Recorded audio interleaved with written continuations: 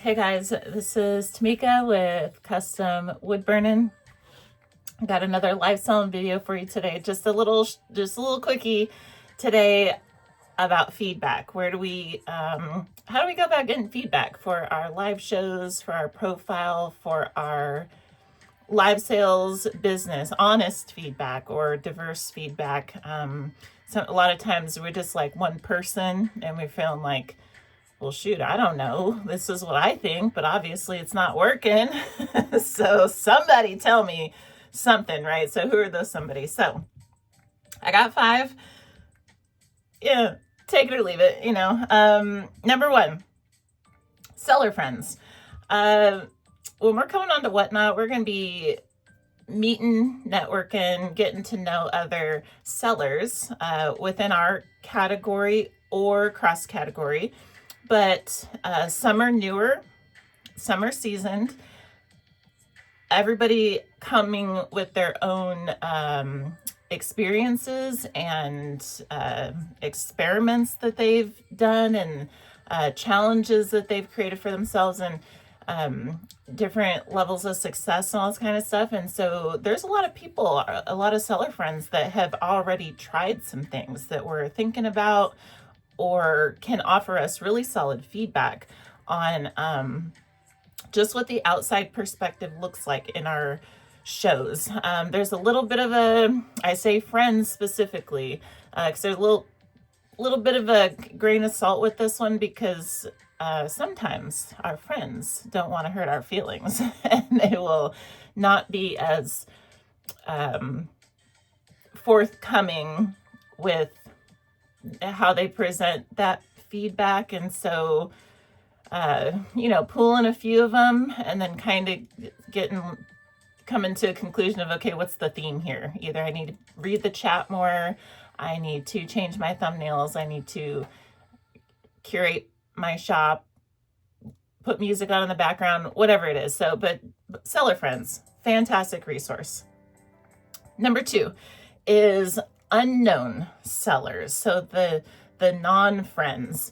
There are a number of sellers who do seller support shows in the community category or within certain categories, vintage, women's contemporary, etc., estate sales, etc., that do.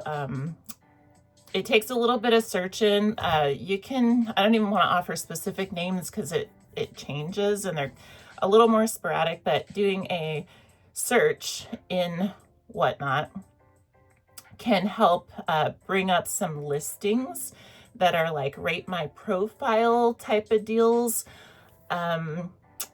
Sometimes you just stumble upon them within certain seller support shows and stuff like this, but basically there are sellers who you don't have to know them. You can just go in their show.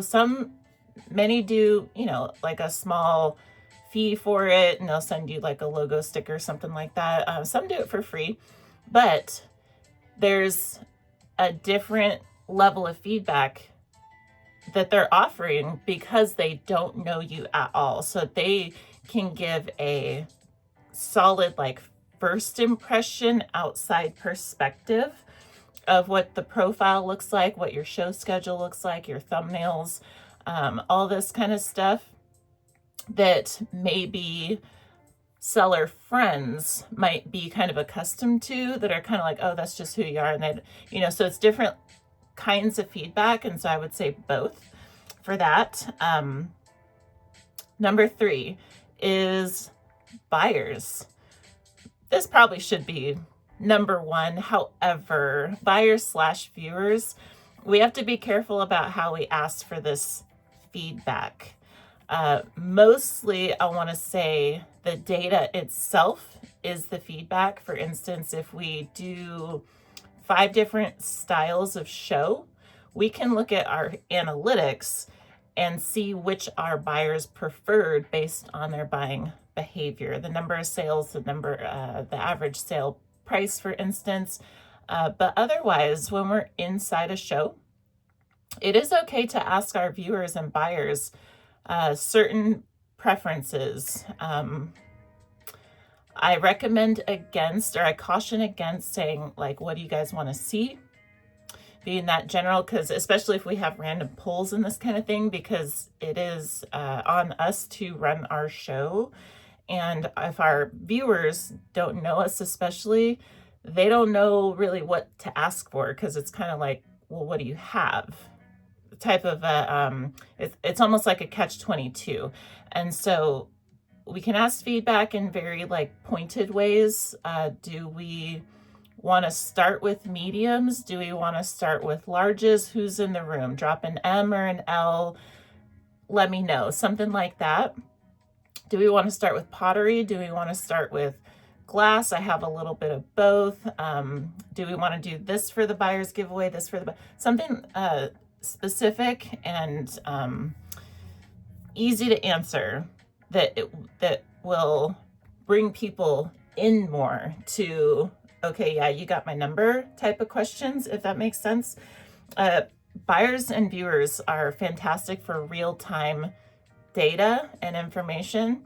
And so definitely leverage that if we have some folks in the room. Number 4 is kids. Kids.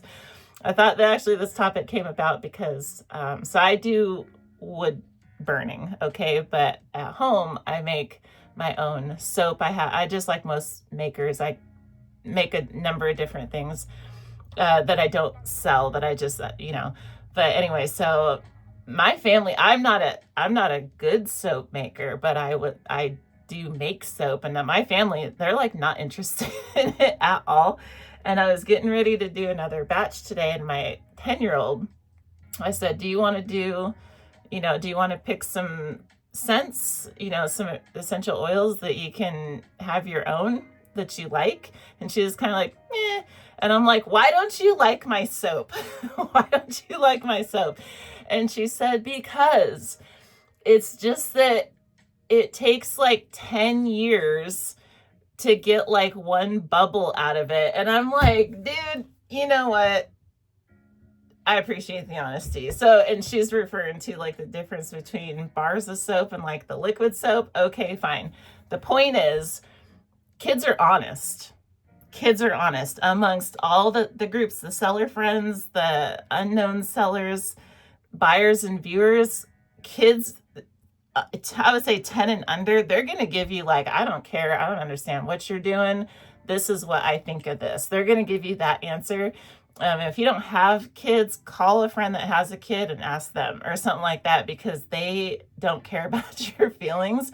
They will give it to you straight. I'm just saying they make the list. And then the last one, number 5, is past shows. Feedback. My number 1 tip always is probably going to always be watching our past shows. We can be our number 1 best, I don't want to say it like we're our biggest critic, and I don't want to say it like that, but we're our biggest source of we can be our biggest source of feedback if we go watch our past shows. And I know it makes us cringe, and it's just like when we hear ourselves on the phone or on videos, it's like, I don't really like it. I don't really like it. But that's kind of the point. If we watch our past shows every single time,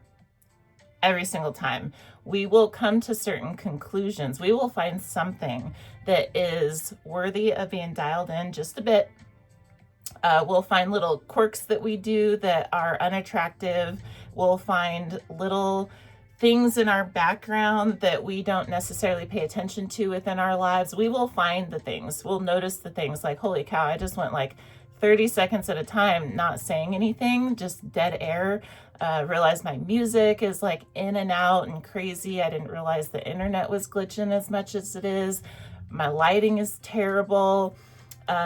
Sound, lighting, internet, like the tech stuff, we'll pin all that down. But then just the presentation, we might realize that we're showing clothing and it's like our viewers can't even see it, or we're doing it too fast. So it's like we're kind of jumping ahead of the auction, or, doing the auction too soon or something like that. Maybe our auctions are too long.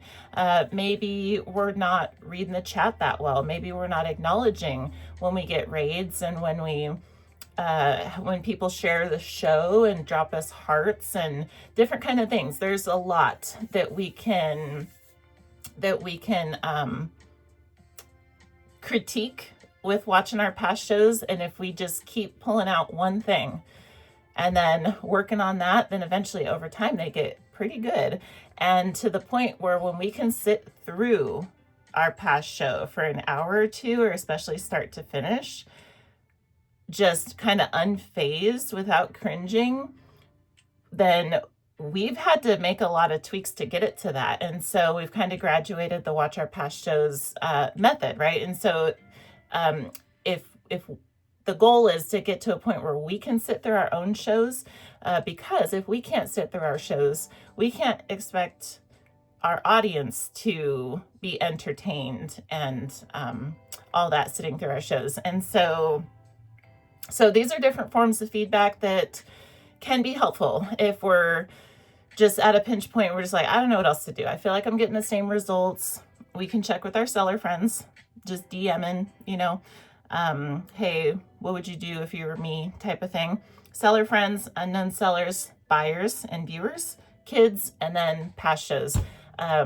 Leverage them. It feels like we're stuck between a rock and a hard place sometimes, but we do have resources. It's just up to us to ping them for what we need. So I hope this is helpful. If it is, please let me know by giving this video a thumbs up, and that's what I got. So I just want to thank you for watching, and I hope to see you tomorrow and all the days after, because we're going to continue this live sales discussion, and happy live selling in the meantime. All right.